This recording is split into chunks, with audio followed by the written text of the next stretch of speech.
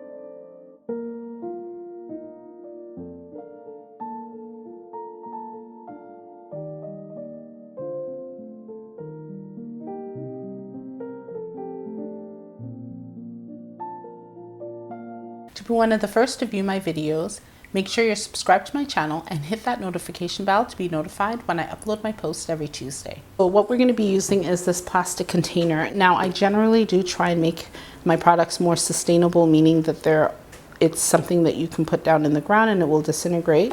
But this week I'm going to try using this because I like the shape. I may put two handles here, I'm not sure. And you will be able to put water inside. Get a container, fill up your container, make sure that your container doesn't have any holes inside of it.